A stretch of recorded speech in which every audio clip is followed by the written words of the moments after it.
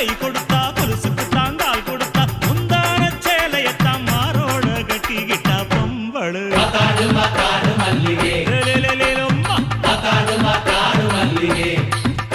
ஐ பொருத்தனத்தான் கழட்டி விட்டா ஒருத்தனத்தான் கட்டி விட்டா ஒருத்தனத்தான் கையோட வச்சுக்கிட்டா பொம்பளை யாரது